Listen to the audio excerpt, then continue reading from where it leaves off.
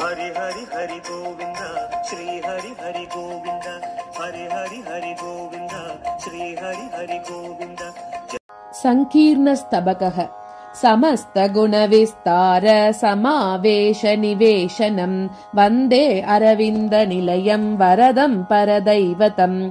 समस्त गुण विस्तार समावेश निवेशनम् वन्दे अरविन्द निलयम् वरदम् परदैवतम्।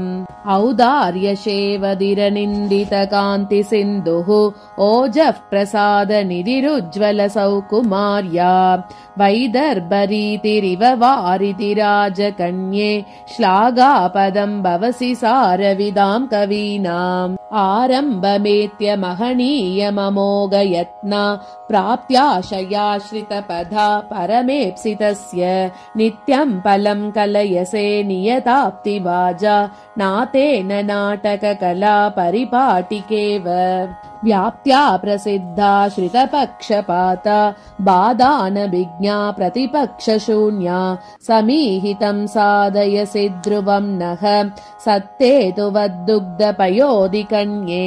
प्रकृतिरुचिरमूर्ति प्रत्ययानाम् विधात्री समधिकगुणवृद्धि साधुता मादधाना सृजसि पदमजात्यैरीप्सिताम् द्रागणन्त स्थिरपनिति विधेया शब्दविद्येव पद्मे।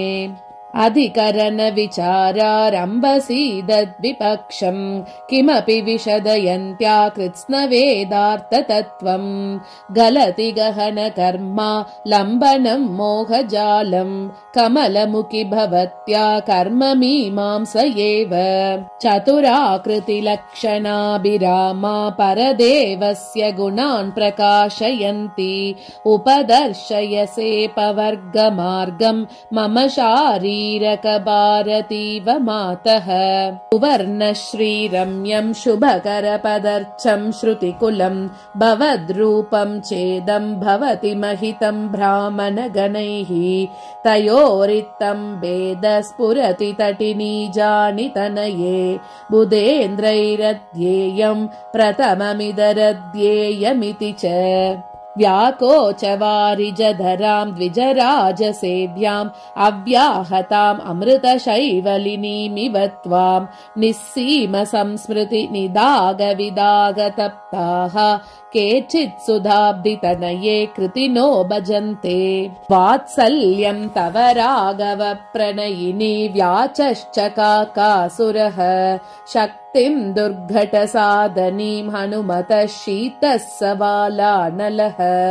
औदार्यम् त्वदपाङ्गलब्ध विभवोल्लासा महेन्द्रादयः कारुण्यम् कृपणा वयम् तु विगुणा निर्हेतुकम् रक्षिताः। दोषौगः शरणम् जगाम गुणतामादित्सुरङ्गानि ते कौटिल्यम् किमपि ब्रुवौ कठिनता कल्याणि वक्षोरुहौ दारिद्र्यम् बत मध्यभागमदरम् रागस्तमःकुन्तलान् चापल्यम् दृशमम्ब मन्दगतिता पादौ च मौग्यम् मुखम्। कृतस्त्वया देवि कृपा कटाक्ष लेशैरहम् श्लोककृदर्भकोऽपि परम् त्वहम् श्लोककृदित्यभीक्ष्णम् कदानुगायेयमिति प्रतीक्षे। आगस्तितम् मे किमदृश्य विद्यामध्यापयस्यब्धिसुते तथा त्वम् स विश्वतश्चक्षुरदोक्षजोऽपि न पश्यति व्यक्ततमाम् यतैनाम्। रक्षेति नाथ सविधे तव गाढमुक्तिः युद्युद्गता मम भवेत् तत एव मुक्तिः। एतावते श्रितमनोरथपूरणेऽस्मिन् कृष्णप्रिये ननु तथापि कियान् विचारः। यद्युन्निनीशसि यदूद्वहवल्लभे माम् कर्माणि कारय तदा कलुषोज्जितानि नैर्गृह्यमेषि यदि वा न ततोऽपि दूये नैराश्यमेव हि सुखम् निगदन्ति सन्तः। नैवापवर्गमतिदुर्गममर्तयेऽहम् न स्वर्गमम्ब न ततोऽप्यपरम् च सौख्यम्। अभ्यर्थये हरिसखी त्वयि भक्ति भक्तिमात्रम् अत्रापि चिन्तयसि चेत् अथ किम् करोमि मा कोपम् कुरु मातरेकमधुना जल्पामि दृष्टो वचः शक्तिः कर्तुमकर्तुमन्यतयितुम् जागर्ति येयम् त्वयि तल्लेशो मम चेदसेत्स्यदमृतम् सर्वाननेष्यम् क्षणात् विद्मो नैवमुपेक्षसे गणकृपा कस्मात् त्वमस्मानिति सौन्दर्यस्य निधिर्मुदा मुदय भूसम्पत्तिमञ्जूषिका कान्तीनां निलयः कला जलनिधिः क्षान्तेर्निशान्तस्थली दाक्षिण्यस्य शरण्यसद्मकमले दादृत्वविश्रान्तिभूः अस्तानि यशसां प्रपासि सदृशाम् आद्यस्य पुंसोधनम्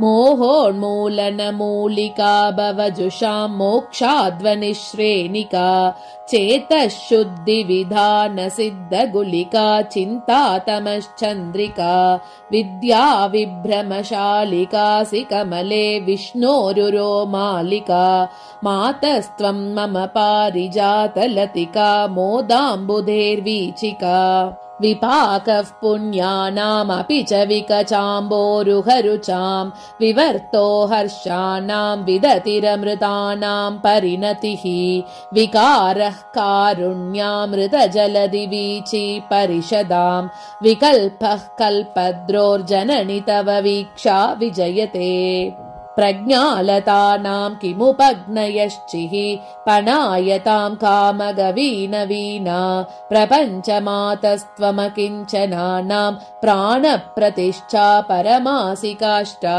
अस्मादृशामभ्युदयाङ्कुरो वा नातस्य पद्मे नयनोत्सवो वा दिव्यौषधं वा दुरितामयानां पारं परं वा भवति भवाब्देः ताटङ्करक्षां त्रिदशाङ्कणानां तरङ्गिनी जानितपः फलं श्रीः दारिद्र्यविद्रावणमूलविद्यां जगुर्जगन्नायक जीविकां त्वाम् परिष्कृतिं पङ्कजकाननानां परायणं नः शरणागतानां सन्तः शकुन्तध्वजसुन्दरी त्वं सर्वस्वमाहुः सकलागमानाम् परिकर्म विनिर्मलं मुरारेः प्रतियत्नं प्रतिबुद्धशेमुषीणां भवतीं भवतीक्ष्णयातनानामभिचाराहुतिमाहुरब्धिकन्ये मुनिमानसराजहंसिका वा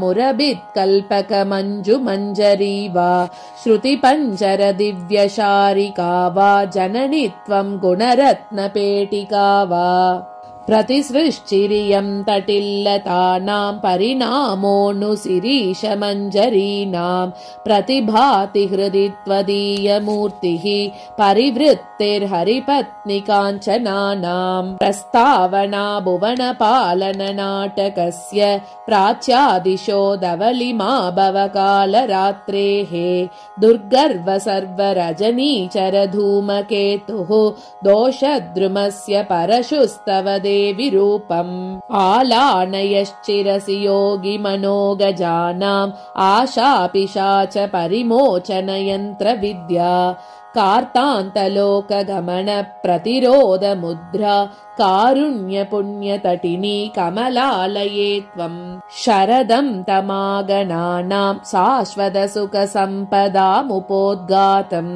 शरणं व्रजामि कमले शौरिवशीकारमूलिकां भवतीं शरदं तमागणानां शाश्वत सुख सम्पदामुपोद्गातम् शरणं व्रजामि कमले शौरिवशीकारमूलिकां भवतीम् इति श्रीमद्वेङ्कटाद्वरि विरचिते श्रीलक्ष्मी सहस्रे संकीर्णस्तबकः। हरि हरि हरि गोविंद श्री हरि हरि गोविंद।